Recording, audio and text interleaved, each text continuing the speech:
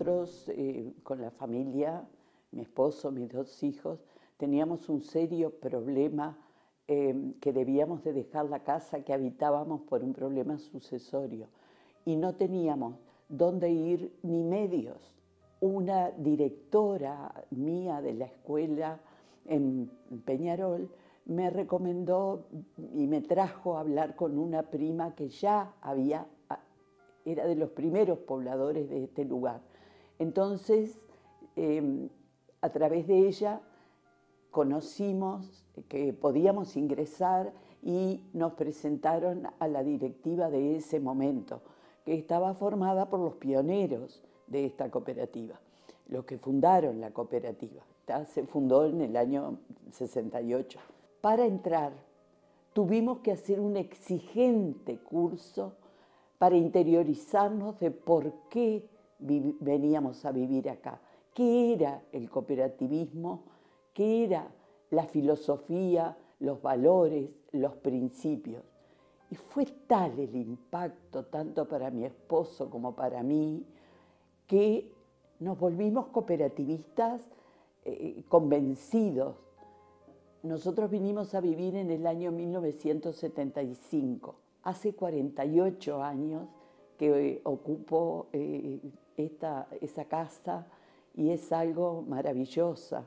Mi mamá ya se fue, por supuesto, mis hijos se casaron y se fueron, mi esposo también se fue hace unos años y bueno, entonces yo que he quedado sola en la casa, pero tiene tantos recuerdos, tantas vivencias, que sería desgarrador para mí tener que dejarla.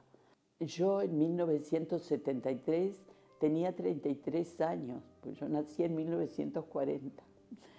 Entonces mi esposo tenía 3 años más, ya no éramos unos chicos.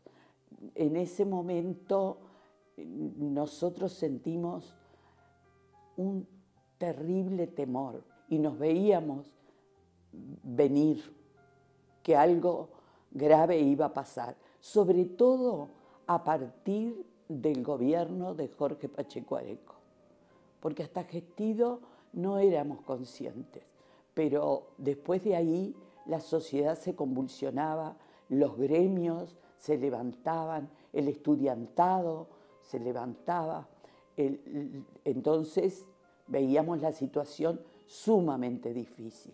Y además para los militantes, políticos, gremiales, se nos hacía muy, muy difícil la vida en ese momento en Montevideo.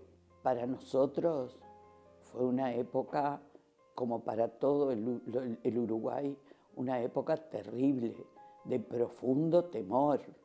Los allanamientos, las sirenas, todo estaba a la orden del día y te provocaba mucho temor.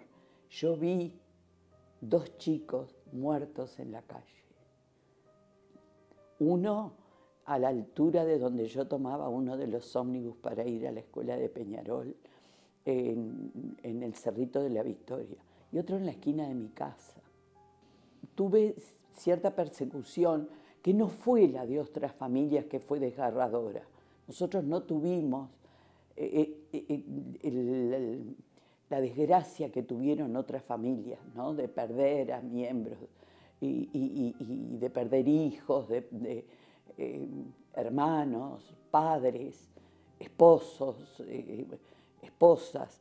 No, nosotros tuvimos mucho temor, ya digo, por la militancia política de mi esposo. Yo gremialmente participaba y respetaba las decisiones gremiales, lo cual hizo que cuando yo quise perfeccionarme en dirección de escuelas, tenía los caminos vedados.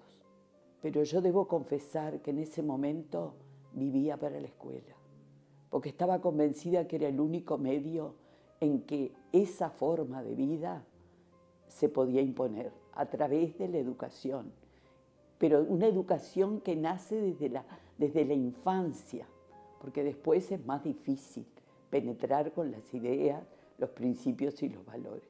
Entonces yo vivía absolutamente dedicada a la educación de la cooperativa.